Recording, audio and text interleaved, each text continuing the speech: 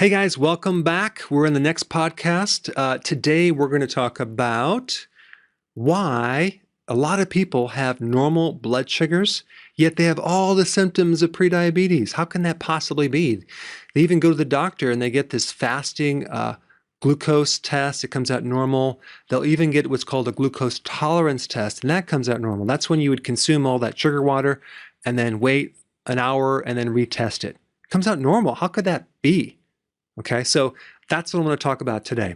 Okay, well, here's why that occurs. When an average person consumes an average American diet, they're consuming a ton of sugar. Okay, the average American would consume between 28 to 31 teaspoons of sugar every single day. And there's a lot of other things that will trigger the blood sugars as well, but sugar is one of them. So what happens, the first thing that happens is you trigger insulin. Okay, insulin is the first occurrence or the chain of events. It's the insulin, well before the high sugars. All right, so we got this spike in insulin, right? Well, guess what? The doctors never, ever test the insulin. If they did, they would find it's high. So it's just an omission.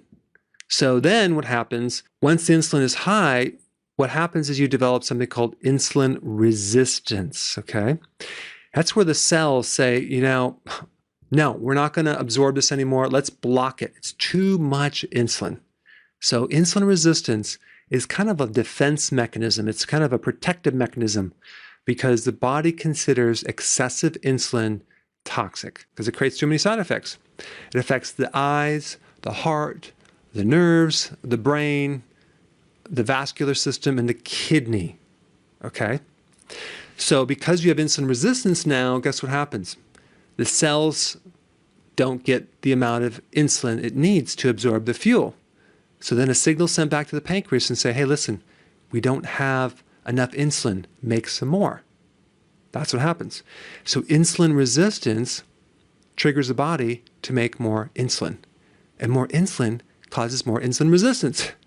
So you have this situation where the body is just like getting out of control, and this could go on for years, all right? But guess what? Your blood sugars might be normal. Why? Well, two reasons. One is that the insulin resistance is kind of blocking the excessive amount of insulin in certain places. And secondly, what's preventing the blood sugars from going down too high because of the high levels of insulin is the adrenals. Your adrenal has a lot of different functions. And one function is to buffer low blood sugar. So it kind of protects you against hypoglycemia. So what happens when the sugar goes high and the insulin kicks in and starts pushing it down, the adrenals are like, hey, wait a second. This can't happen. This is against our survival. So it pumps out adrenaline, pumps out cortisol, which automatically releases glucose from the cells and raises the sugar. That's what happens. Your liver also releases the sugar too, because there's not enough insulin to tell the liver to go, hey, stop releasing sugar. So if it doesn't get the signal, it releases sugar. So you got a lot of different things in the body that tend to buffer this hypoglycemic reaction, this low blood sugar. So again, you're looking at the blood sugars. You don't have low blood sugar. You don't have high sugar. It's normal, but you have all the symptoms. You're tired after you eat.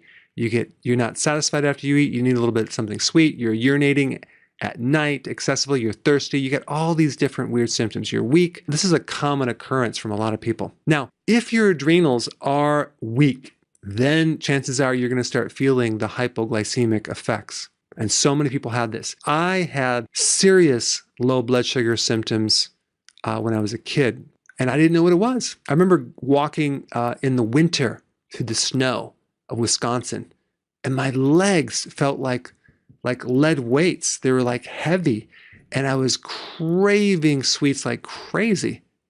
It was the blood sugars. I had low blood sugar. And as soon as I consumed some sugar, man, did I feel better. So this went on until I was like 21 years old. I mean, I just kept eating so much sugar. Anyway, it caught up with me, and that's why I'm doing this podcast, because it drove me to a situation where I learned all about this, got help myself, and now I'm teaching other people. Okay, getting back to this hypoglycemic thing because I don't want to sidetrack. When you have low blood sugar, the first organ that it affects is the brain. Why? Because the brain doesn't have glycogen, which is stored sugar, like the muscles and the liver do. The brain doesn't have it, so it's dependent on the sugar in your blood to feed it. So what happens when that blood sugar goes down, your brain is going to be the first thing to suffer. And I'm talking like anxiety, irritability, nervous, shakiness, craving for sweet. You're going to be moody, okay? Road rage. That's what it is. It's low blood sugar, okay? Not to mention weight gain and all these other things. It's really just going to affect your brain, your concentration, your clarity, your energy in your brain is going to be low. All right, so now you have either low blood sugar or eventually you start getting high blood sugar, but that's down the road. So let me just summarize. You have high insulin, then insulin resistance, possibly low blood sugar, and then eventually high sugar. By that time, it's so far into your system, it's so far chronic that chances are you'll probably be a diabetic. So if the doctors would check the fasting insulin, oh my gosh, they would catch it very early on and prevent this whole cascade of damaging effects on the eyes, the kidney, the arteries that are completely unnecessary. Okay? All right, what can you do about this? What are the 3 things that you can use to test yourself? Okay? Well, you can go get a fasting insulin test, okay?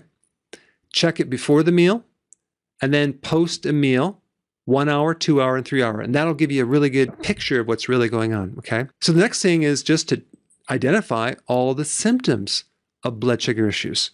Okay, that could be fatigue, craving sweets, belly fat, tired, thirsty, peeing a lot, and the list goes on and on and on. If you have the symptoms, chances are you have this problem. So you have to look at the whole picture. Okay, so in the last test that you can do to determine if you have high insulin, which by the way, I really like this test, is you simply take a tape measure and measure your waist 1 inch above the belly button in inches.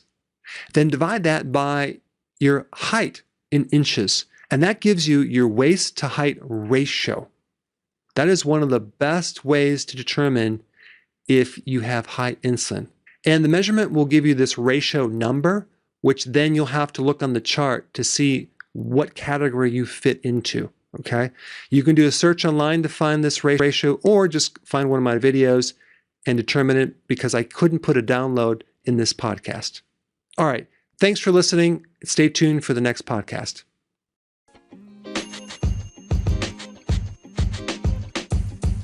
The podcast you just heard was recorded with Anchor. If you want to make your own, download the Android or iOS app completely free from anchor.fm/podcast. That's anchor.fm/podcast.